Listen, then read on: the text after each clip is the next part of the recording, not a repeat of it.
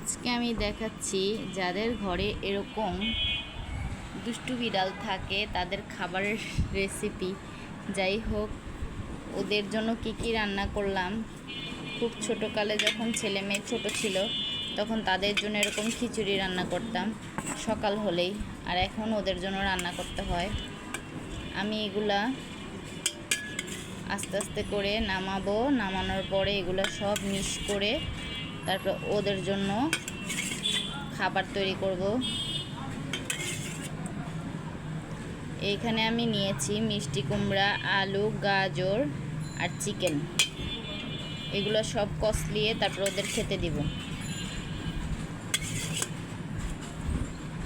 সকালে আমি এই জিনিসটাই দিই, আর আবার দুপুরের খাবার আলাদা। দুপুরের সময় আমি আবার তাদের জন্য মাছ রান্না করি, দুপুরে মাছ দিই। আর মাঝে মাঝে দেখা গিয়েছে সারা দিনে যদি ক্ষুধা লাগে তখন ক্যাট ফুড দিই। ক্যাট ফুডটা একটু কমে দেওয়াই ভালো, যত ক্যাট ফুড কম খাবে অতই ভালো। তারপরেও কম খায় না, নষ্ট করে ওরা বেশি। খাবার খাওয়ার থেকে ক্যাট ফুডটা নষ্ট করে, এইদিকে ফেলে সেদিকে ফেলে, এগুলো উঠাতে উঠাতে আমার জীবন শেষ।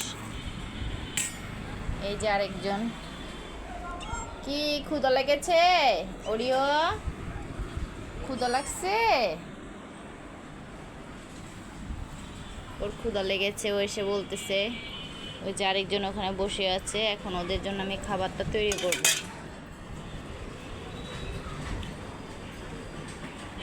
এগুলো একদম হাত দিয়ে মিক্স করে চটকিয়ে নিব। আমি ব্লেন্ডার করি না, কারণ ব্লেন্ডারের অভ্যাস ঠিক না। ব্লেন্ডারে একবারে মিক্স হয়ে যায়, একটু আস্তে আস্তে না থাকলে হয় না।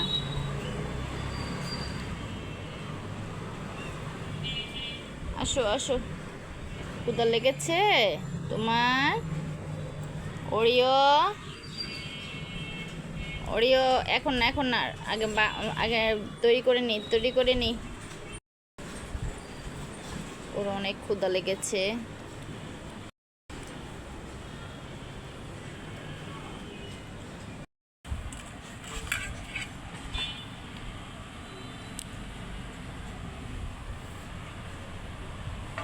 খাও খাও।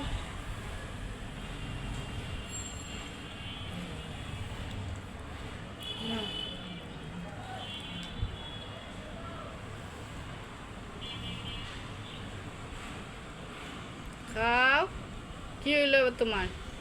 হ্যাঁ, এটা যে এত ঢং করে, ওরে বাবা, এরকম আমাকে খাওয়া দিতে হয়, কিন্তু ও অনেক লক্ষ্মী, ও কোনো ঢং নাই। ওরে যেভাবে দিবা সেভাবেই খাবে, কিন্তু ওই পাজিটা অনেক দুষ্ট।